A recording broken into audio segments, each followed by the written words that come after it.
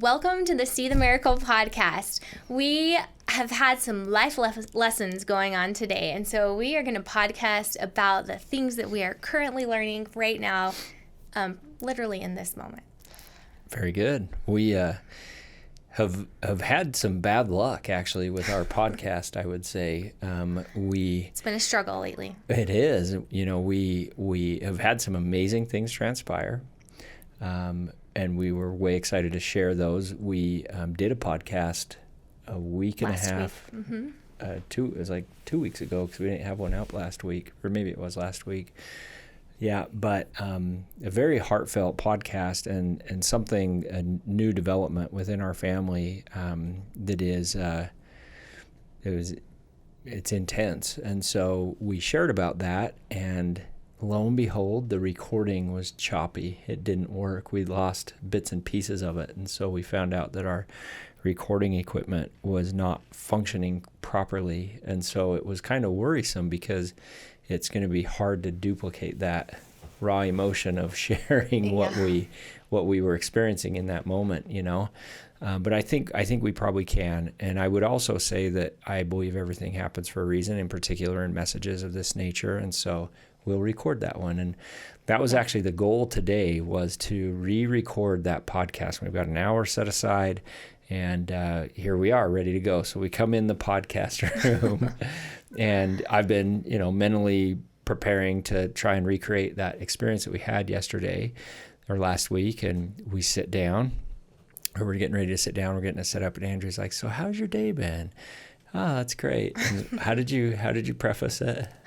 Well, I was going to skip over it initially because I thought, I'll just wait. How did you preface it? What did you say? You said, "Well, we have some news. We have some bad news we need to share." We had a failure today. That's right. You prefaced it. I said, remember how you were saying that you wanted Brinley to experience some failure before she moves out of home so that we could not experience, but experience failure and overcome failure. Overcome failure in the home. Yes. That's what you said. Yeah. Sorry. That you wanted Brinley to experience the process of overcoming some failure before she moves out on her own, just so that, cause failure is a part of life. Right. And so, learning how to deal with that is really extremely important and helps you be successful in life. And so we have been talking about what our time with Brinley is coming to an end with her in our home. And so we've just been talking about experiences we need to have with her, things we need to do.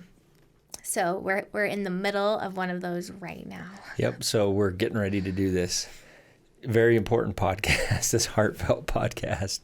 Andrew said, "Well, we've had some failure." And she went on to tell me that Brinley today at lunch went and filled. So Brinley drives my truck. I have a truck that I bought and that it's my favorite truck I've ever had.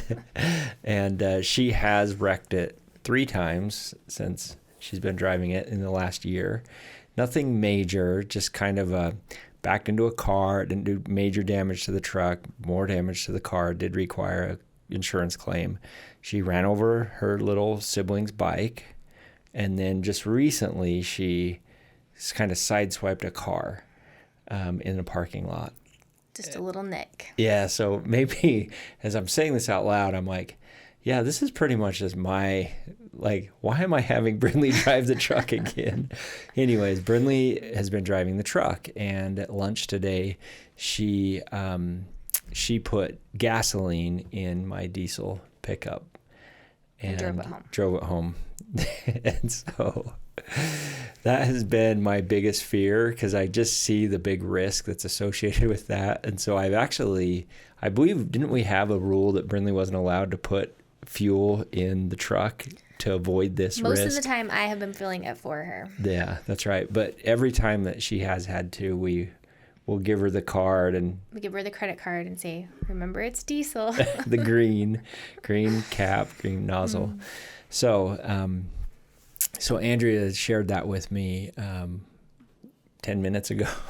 Yeah. And then we sat down to give this podcast. And so Andrea started doing the podcast, and all I can think of is just life lessons and how we want to process this. So here's what I'm coming up with. So we paused on the other podcast. We'll do that another day. Here's what comes to my mind in this moment. I remember when I was Brinley's age, I bet it was the exact same age. I bet I was 17. I remember I drove my dad's 1978 GMC, same truck that I drive right now, or a Chevy or a GMC, and I remember I was elk hunting, and I was coming home, and I was on this kind of back road, and I turned the corner, and the sun was like right in my face, and the windshield was kind of dirty, so it made it exponentially harder to see. And I remember like trying to slow down, and I was probably going too fast anyways. And I remember the road turned a little bit slightly to the right, but I could not see it. And all I see is the bank in front of me that I'm going to hit. And I'm probably going 35, 40 miles an hour. And I turn and completely spin all the way around. So I'm facing the other way, going backwards, and then I proceed to roll off the ditch bank, like down the hill. For those of you that are in Preston, if you think of where Glendale Reservoir is, where the boat dock is, there's that road. That's exactly where it happened. And I rolled down the bank, and I remember knowing I'm going off, and I remember going down, and I remember I had 2 rifles in the back. This is back in the day when you put the rifles, it was cool to put them in the back of the window. It had the gun rack there. I remember those rifles coming off and just clobbering me in my head. And I also remember that my window was rolled down in the driver's side, and I wasn't wearing a seatbelt. And I remember thinking, hold on to the steering wheel as tight as you can so you don't go out that window as we roll off this mountain. And it was just all slow motion. Those guns were just like clobbering me. And finally I roll, come to a stop, and the truck's just hammered, and I'm bleeding from the abuse of the rifles. And I remember just being so thankful that I did not die. And then after I was over being grateful that I didn't die, then I thought, oh man, it might have been good if I got at least a little more injured, so my dad is not going to cause some conniption there. So my friends were behind me. They actually come and saw the accident of what just happened, come up to me, and they, are you okay? Are you? I mean, they obviously were scared because they come up to an accident. They don't know what happened to me, and I was bloody, but I was fine. We get in their truck, drive down to their uncle's to be able to tell my dad. And I remember driving, and the emotion just hit me hard. Like I was just crying because it was just emotion of what happened, and then the fact of I got to tell my dad this is what happened. And so we had to call the police. Police called my dad, and I don't recall if I actually spoke with my dad or if my friend's dad called my dad, but he came, and I remember he was very kind. He was very kind, and he didn't get mad at me at all. He inquired how I felt, how I was doing, and I don't ever remember him being mad about that at all. And in fact, I kind of remember him joking about it a little bit, which eased the tension. But I don't think if I joke about it with Brinley, that won't ease the tension with her. She doesn't do well with dad jokes for whatever reason. But so that's kind of the thing that I had processing as you were doing the podcast, as we were trying to do the podcast. So and all those memories come back. Yeah, going back, I'm going to tell Brinley that I'm glad she's okay. I won't say that. But yeah, I mean, it's a truck. So it's a truck. It's replaceable. It's replaceable. It is. So yeah, it's one of those hard life lessons to learn. And like, I just felt bad and like sick about it all afternoon because like, one, I feel bad that the truck is broke. And 2, like, I really feel bad for Brinley. Like, she realized really quickly what she had done. She tried, got back in after lunch, tried starting home, stopped, then started again after lunch. Yeah, she came in, had lunch. She got back in her truck to go back to school after lunch, tried starting it. It wasn't starting. She called me. I was taking Livy to school. She called me. She's like, Mom, the truck won't start. And I'm like, okay, so. And then she's like, Mom, I think I might have put gas in it. And I'm like, you think you might have? Like, do you know or do you not know? And she's just like getting hysterical. And I'm like, don't try and start it again. I'll be home in a minute. Hang on. So before I even get back home, she called again. And she's like, Mom, I found the receipt. I did put gas in it. She's like, I don't know how I did that. She's just like upset. I get back. I'm like, hang on. I'll pick up Nash. I'll be right there. I get back and she is just like hysterical, bawling. Like, just not good. And I'm like, calm down. Like, it's okay. Like, you're okay. We're going to be okay. And she's like, it's not okay. Dad is going to kill me. Do you know how many times he's told me not to put gas in his truck? And she's like feeling so bad. And I'm feeling bad too. But I kind of just like want to rub it in a little because I'm a little mad. I'm like, how could you? You know, like, and I literally say to her every time I give her the credit card to go fill it up, remember it's diesel. And she always says, I'm not stupid. And so she then does, doesn't she? Yeah. And so then she's like, I'm stupid. I am so stupid. How can I do this? And I'm like, you're not stupid.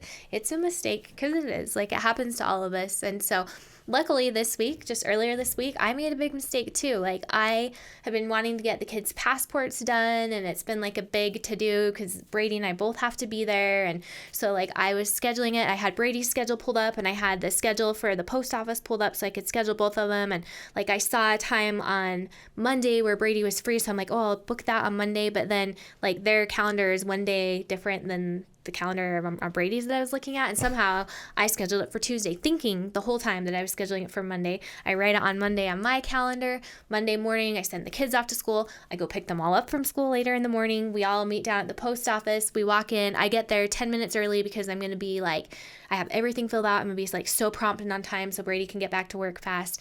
And lo and behold, the lady's like, you're not on our schedule. And I'm like, yeah, I am. I've got the email right here. We were all a little grumpy because like it's hard to leave work to go and do that. It was super hard for you to get all the kids out of school. Yeah. And then we're there at the post office. Yeah, so it wasn't convenient at all. Grumpy and kids. we walk in, and it's a big group of us. It's just a lot to manage anyway, even if it's not stressful. And we walk in, and I'm like, I've got all the paperwork. I'm like flipping it all out, getting all ready, and the lady's like, you're not on our schedule. And I'm like, yeah, I am. 10 o'clock. She's like, no, I don't see you here anywhere. And I'm like, well, it's for an appointment for 6 people at 10 o'clock. And she's like, no, what's your name? And I tell her, and she's like, no, you're not on here. And so I'm like, well, I have the email. So I pull up my email, and I'm like, see, here's the email right here. And she's like, reading it, and she goes, yeah, it's for the 15th. That's tomorrow. And I was like, no. And I seriously like just wanted to start crying. I'm like, and wasn't that about the time I called you? I said, you called me. I said, is there any way you can do this right now? Because I just pulled all my kids out of school, and my husband is going to be here, and like, we need to get this done. And she's like, I'm sorry. No, we already have people booked for today. You'll have to come back tomorrow at your appointment time. So I'm like, oh no. So I'm like, what can I do? She's like, well, there's a place in Orem that usually takes walk-ins. Maybe you could go there. So I'm like, okay. So I hurry and go out. I call Brady. I'm like, sorry, wrong day. Where are you? Don't come. And he's like, oh, I'm already just pulling up. And I'm like, well, I think there's a place in Orem. So then I'm like trying to call the Orem office to see, because I don't want to like drag everybody down there if it's not really a place. And so I'm like trying to call the Orem office, and then like Brady's calling me back, and then Brinley's calling me because she came in the truck with Mason, and they had just pulled up, and she's wondering what's going on. And so it was like a really stressful moment. But thankfully, Brady's really good in stressful moments, and he was like, okay, we'll just go to Orem. And so he just like goes down there, and we all went down there, and 2 hours later it was all done. We got it done. So yeah, and I've been around enough situations of this nature. I genuinely believe that these inconveniences and these unique challenges all have some purpose behind it, and you have to embrace that, embrace those feelings and process those feelings. And it's actually super helpful to talk about it, podcast about it. It is helpful, because it helps you. It seriously like helps you process it, and helps you like because you can just kind of avoid it, but it's still like there. But if you can like talk about it and process it, then you're like, okay, what can we learn from this? Like, definitely. And at the end of the day, it is something that we'll laugh about. Hopefully, Brinley will get to a place where I can joke with her about it a little bit, I'm seeing more when she's a mom is probably when she'll be good with me joking around with her a little bit. But I feel good about how we'll approach it. And I have a big webinar that we're going to be doing here in a couple of minutes. So I'll be home late tonight anyway. So her agony will be able to It'll last all day long. Last forever. She's probably just dying over it. But my experience with Brindley is that she will be a lot harder on herself than I ever could be, even if I was trying to be hard on her. She's such a dedicated and hardworking girl. My guess is she's just got a lot of stress right now with school. It's kind of the end of the semester and everything else that we just goes met along. with her counselor and made plans for her graduation and all of that. And yeah, she wants to graduate early. Yeah. And go to Utah State University, which I think is a great idea. Awesome.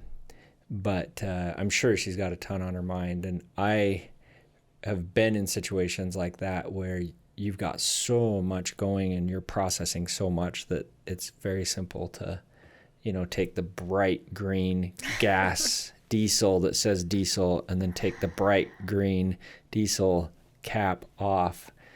I can tell you're still a little I can see how that would be a challenge, It happens. It happens. And to her credit, she just took your Cadillac this week so that she could take it on her date, and she had to go fill that with gas because I said, Bryn, Dad's car is completely on empty. Make sure you go fill it. And I said, gas. Make sure you put gas in it. And so today when she was agonizing and crying over it, she said, Mom, I was so careful to put gas in. And she said, I think I just did the same thing today. I was just trying to be careful and I put gas in. Yep. So I am glad we got to podcast about this. We normally wouldn't have, to learn. but this was our one and only option that we could have talked about today in the time that it's we just have. Right now on the forefront of our minds. So Yep. Yeah. The great news is this is our oldest, and we'll have a number of individuals after this one that will get to be 16 and 17. And so... Yeah, I told Brindley that. I said, you probably wouldn't feel so bad if you had an older sibling that had already done this. So I said, you're just kind of paving the way for him, which made her a little more upset.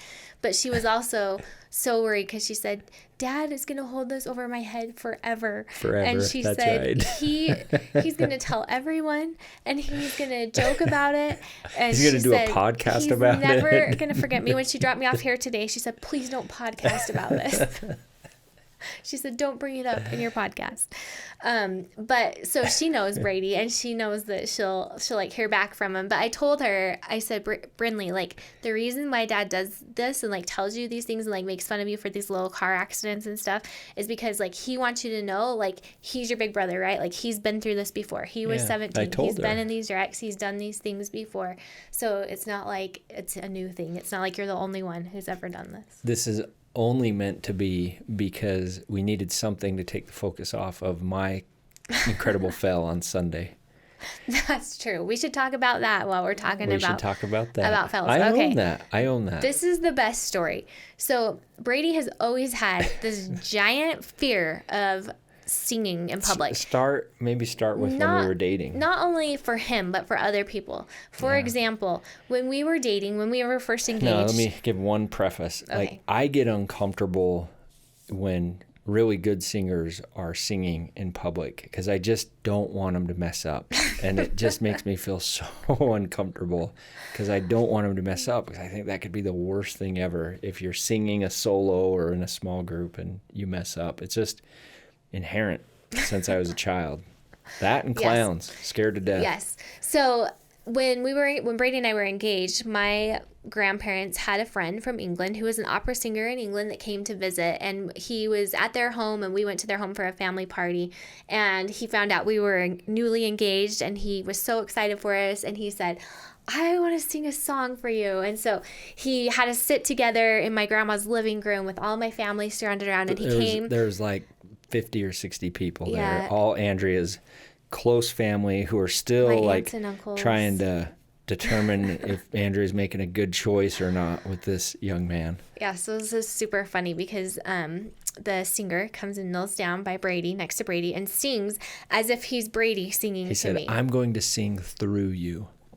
Yes. And so he had this beautiful opera voice, and he just starts singing this beautiful love song. No, honey, we're sitting right next to each other, and he is kneeled down with his Yes. face right next to mine, That's true. like this close, right next to Singing, mine, yes. singing in an opera style to Andrea, who is right here, and I just have to Yes. wear it right there. So the funny thing about this story is that, like, I look over at Brady and I start getting concerned and worried because he is like pale and he has like sweat on his lip and he is just like, he looks like he's not doing good. And I so was not doing good. I was like, are you okay? Like, are you going to be okay? And turns out it was just embarrassment. Like, he was just embarrassed. Probably the most A little bit embarrassed I've ever mortified. been. And so And ever not just embarrassed, just like uncomfortable, like just uncomfortable,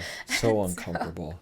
So ever since then, he has always been like, that is my worst fear. Like, I would never want to have to sing in front of somebody or be sang to or sing to someone else. Like, he just doesn't like that stuff. Doesn't want to be like on a stage singing ever, anything like Just that. singing. Just singing in I would general. I would feel comfortable speaking in the front of any Yeah, audience. speaking is size great. audience. It's just singing. He just Singing. does not want to have to sing. So, I've never sang in public other than like at church with everybody else. Yes. And so a month or so ago, I was driving in our neighborhood and I saw some members of our congregation there who I work closely with. And they have some responsibilities that I have responsibility with, and it's awesome. I stop and I start talking to these sisters, and they are in charge of the primary, all the young kids. And they said, Brother Murray, we are planning the primary program, which is a program that all the children are participating in, and there's a ton of people that come and watch this. It's on a Sunday. We're planning the primary program, and we would love to invite your family to sing a song. Just our Yes. family. Yes. And I immediately looked at Lisa and I said, oh man, that is like my biggest fear. And I actually felt that anxiety building up. And then I thought, no, we can do hard things as a family. We've been asked to do this. We can do it.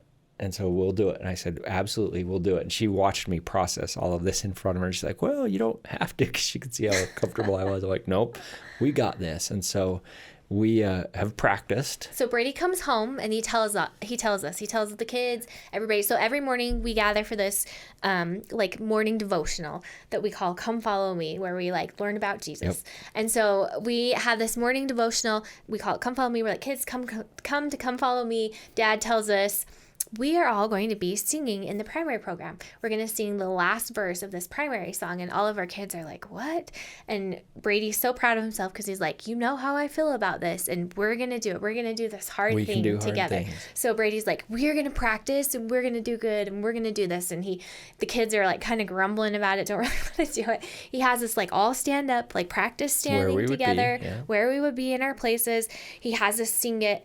It's horrible. Like, I mean, we it's bad. are awful. Like, we can't carry a tune. We're bad. We don't have any accompaniment at the moment. We're just trying to sing the things. And we have 2 kids with Down syndrome who like to sing but don't know the love to words. sing. And like They're Cooper, loud. you can't understand if he's saying the words or not. Yeah, And he's yeah. singing the loudest. And it just was not good. And the kids were like really grumpy about it. And so every morning Brady's like, okay, we're going to practice this song. And he has Brinley play it on the piano. And when she plays it, we sound a little get bit better. Like, it's still not good, but not like totally horrible.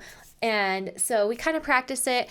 We're getting like pretty confident. Brady's like making sure like everybody memorize the words. Like, you guys have to know these words. So we all like memorize the words, and it's a song that our kids are familiar with. It's and short. I love to see the tempo. It's the last 4 lines if I love to see the tempo. Yeah, the last 4 lines of the second verse. And so we've got it. Like, we've got it down. We've practiced it. Saturday they have a program practice at the church house, and so we go to that. Brinley couldn't come because she was on her date, but we're like, yeah, we've got this. We practice it. It goes okay. We do like, we did it okay 3 or 4 at the times. By practice. the last time, it was manageable. It wasn't great, but we weren't expecting perfection. Yeah, Like we could get by. We could do it. But the whole time of the practice, Brady has his phone out with like the words, and he's like looking at them. I'm like, we don't need those. Like, we've memorized the song. But he's like looking at the words still, and so I'm like, okay, whatever. So Sunday comes, and the kids are doing the program practice, and the first mishap that we have is our son Mason just gets like major nervous anxiety about going up there because he has this longer part, and the primary kids are supposed to memorize their part, a different part of the different part than the song. for like their speaking part in the program. They each have a speaking part that most of them have memorized. Mason didn't memorize his, but he was asked to give like a longer one, and so I said it's okay, like you can just read yours. And he just kind of like panicked about it because he wasn't sure like if his part was going to be up there on the podium that he could see it and read it. So anyway, he starts crying, like doesn't even go up. Has a meltdown. Has a meltdown. Is just like, he's like mad, he's embarrassed, he's like trying to fight all these feelings that he's feeling because he wants to be up there, he knows he should be up there, but he's just like feels like he can't be. And so he's like dealing with all of that, and Brady comes and sits by us, and we're waiting for our turn, and the music starts when we're supposed to make our way up there and walk up there, and we have some kids sitting up on the stage, so we all kind of gather. I have one thing that I have to share. As we were sitting there, I got the words out again because I could not.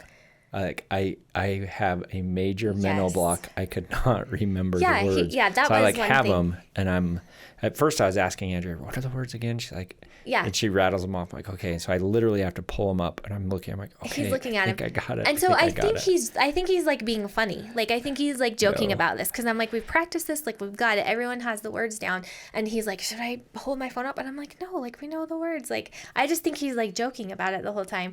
And then we go up there. We make our way up. The music's playing. We make our way up. We go to the microphone. Our two little girls start fighting over the microphone. Yeah, the two like, girls grabbing grab it and like I want it. And we only have like a couple seconds, before it's going to be like the point in the music where we need to sing again. And so I'm like taking their hands off, and we like stand back and okay, we're ready. And they go to like bring us in on our part, and all I can hear is Brady right here singing the wrong words. And so I'm like, are you serious? Like he's singing the first verse and we're supposed to be singing the second verse. And I'm just looking out at faces in the audience, and everyone's looking at us like I'm like, okay, there we could like feel the spirit, and all of a sudden the spirit is gone. Like it's gone for me. Like I just like I hear Cooper like blah blah blah, and I'm like, oh, this is just bad, and I can feel like my face going red. It was bad. It was really bad.